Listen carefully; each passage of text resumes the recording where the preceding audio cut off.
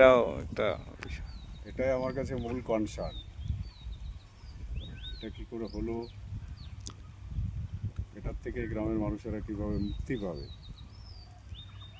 এই যে ঈদের সময় এমনিতে কারো চোখে মুখে দুঃখ দেখিনি, কিন্তু যখনই কথা বলতে গেছি, যারই সঙ্গে কথা বলছি, আমি লিস্টটাও দেখলাম, তাতে যে সমস্ত মানুষের নাম আন্ডার অ্যাডজুডিকেশনে আছে তারা প্রত্যেকে অত্যন্ত উদ্বিগ্ন, শঙ্কিত এবং অত্যন্ত তাদের মধ্যে দুঃখ আছে।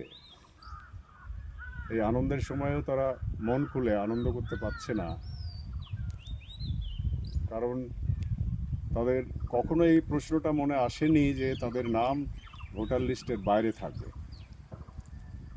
এই গ্রামে যতদিন আমরা বেড়ে উঠেছি, আমার পূর্বপুরুষরা ছিলেন, কখনো অন্য কোনো জায়গার মানুষ এখানে থাকেনি।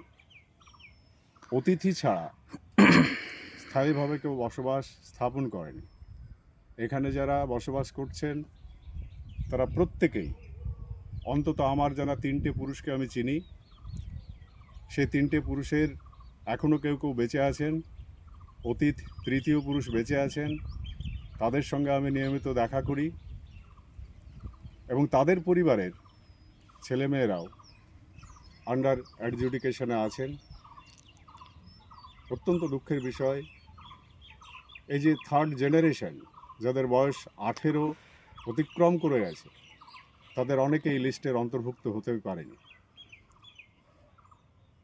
কারণ এই অভিজ্ঞতা এই এলাকার মানুষের কখনো হয়নি।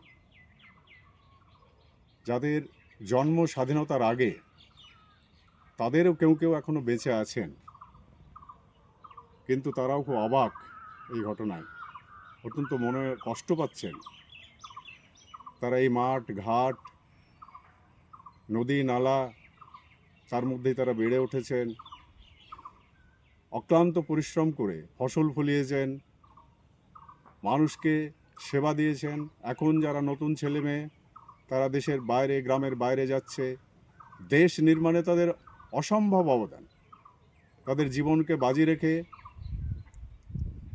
বিভিন্ন দেশের বিভিন্ন শহরে তারা এমন সমস্ত কঠোর পরিশ্রমের কাজ করছেন জীবনের ঝুঁকি নিয়ে, এবং তারপরে বিনিময়ে যেটুকু পয়সা পান, সেই পয়সা নিয়ে এসে গ্রামের এই যে সবুজকে আরও সবুজ করার চেষ্টা করছেন। এই যে গ্রামের রাস্তা হচ্ছে,